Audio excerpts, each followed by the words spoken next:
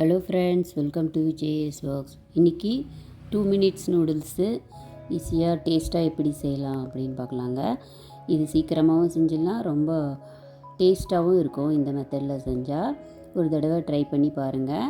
VJS works சேனலை இப்போ தான் ஃபஸ்ட் டைம் பார்க்குறீங்கன்னா சப்ஸ்கிரைப் பண்ணிவிட்டு பாருங்கள். வாங்க வீடியோக்குள்ளே போகலாம். முதல்ல நான் ஒரு 3 கிளாஸ் அளவு தண்ணி கொதிக்க வச்சுட்டு அதில் நூடுல்ஸு 2 பாக்கெட்டு கட் பண்ணி போட்டுருங்க.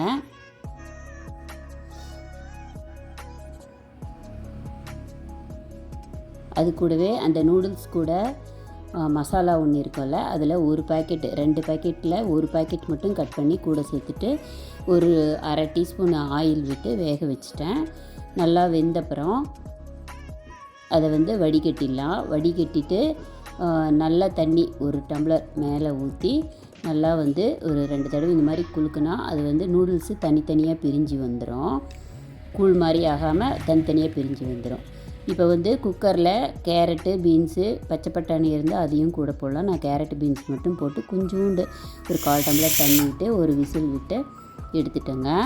இப்போ ஒரு ஃபேனில் ஒரு 2 டேபிள் ஸ்பூன் ஆயில் விட்டு ஒரு 3 பல் பூண்டு பொடியாக நறுக்கி அதில் சேர்த்துக்கலாம். அது நல்லா செவக்க வறுக்கணும்.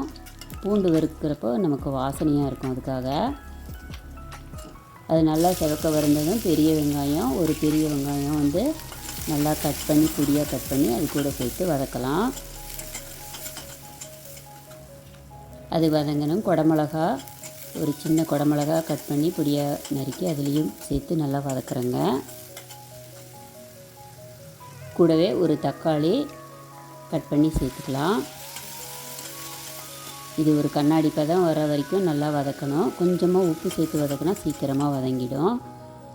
இப்போ வதங்கிடுச்சுங்க. இப்போ சில்லி பவுட்ரு ஒரு டேபிள் ஸ்பூன் சேர்த்துட்டு மீதி ஒரு மசாலா இருக்குதுல்ல, அந்த நூடுல்ஸ் மசாலா, அதை மீதி பாக்கெட்டு ஒன்று தண்ணியில் போட்டு வேக வச்சுட்டேன் நூடுல்ஸ் கூட.